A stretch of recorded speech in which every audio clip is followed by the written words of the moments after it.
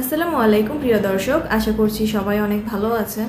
আপনারা নিশ্চয়ই এই ভিডিওটি দেখেছেন। অনেকে এদের চিনে থাকেন, তারা ব্লগ বানিয়ে থাকে। মেইনলি তারা ব্লগের চেয়েও বেশি পরিচিতি পেয়েছিল তাদের করা লিঙ্কের জন্য, যেটা ভাইরাল হয়েছিল।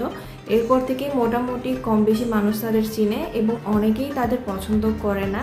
সম্প্রতি তাদের একটা ভিডিও ভাইরাল হয়েছে যেখানে এই তোহা নামের ছেলেটিকে পুলিশ আটক করেছে।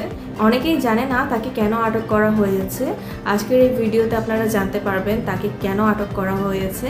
আসলে মানুষ টাকার জন্য কতটা নিচে নামতে পারে তা এই সব ব্লগারদের না দেখলে চেনাই যেত না। অনেক মানুষই এই জন্যই তাদেরকে ঘৃণা করে থাকে।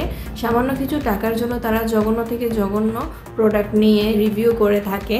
যে জিনিসগুলো তারা নিজেরা ইউজ করে না সেগুলো মানুষদের বলে যে এগুলো ভালো, আমরা অনেকদিন ধরে ইউজ করে আসছি। যার একটা জ্বলন্ত উদাহরণ হচ্ছে কিছুদিন আগে জাফরান দিয়ে একটা সাবানের রিভিউ করা হয়েছিল অনেক ব্লগারদের দিয়ে।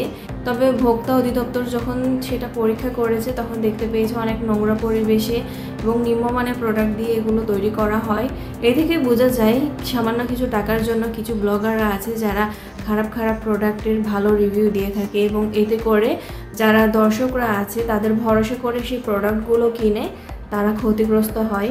সামান্য কিছু অর্থের জন্য সম্প্রতি তারা এমন কিছু ওয়েবসাইটকে প্রমোট করেছিল যেগুলো অনেক নিষিদ্ধ। কারণ এইসব ওয়েবসাইটে মানুষ যদি কোনো রকম আর্থিক লেনদেন করে থাকে ক্ষতিগ্রস্ত হতে পারে। তো তারা সামান্য কিছু টাকার জন্য মানুষকে এই ধরনের অ্যাডের বিজ্ঞাপন দিয়েছিল।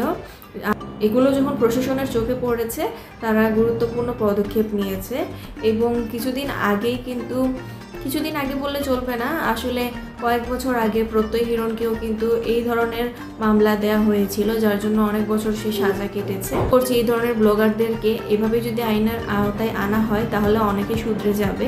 কারণ মানুষ যারা সাধারণ দর্শক আছে তারা কিন্তু এইসবের ব্যাপারে জানে না। তারা যদি তাদের পছন্দের ব্লগাররা এই ধরনের ওয়েবসাইটের প্রমোট করে থাকে তারা সেটা বিশ্বাস করে নেয় এবং সকলে আর্থিকভাবে ক্ষতিগ্রস্ত হতে পারে। তার জন্য আমি মনে করে থাকি পুলিশ একটা ভালো পদক্ষেপ নিয়েছে এই ধরনের ব্লগারদেরকে গ্রেফতার করে। আর শুধুমাত্র ছেলেটাকে কেন গ্রেফতার করা হয়েছে, তার বউ কিন্তু তার সাথে ভিডিও করে থাকে, তাকেও গ্রেফতার করা উচিত ছিল। যাই হোক, আশা করছি আপনারা বুঝতে পেরেছেন তাকে কেন গ্রেফতার করা হয়েছে। আজকের এই ভিডিওটি ভালো লাগলে অবশ্যই ইউটিউব চ্যানেলটি সাবস্ক্রাইব করে পাশে থাকা বেলটা বাজিয়ে দিবেন এবং যারা ফেসবুক পেজ থেকে দেখছেন তারা ফলো করে দিবেন। ধন্যবাদ।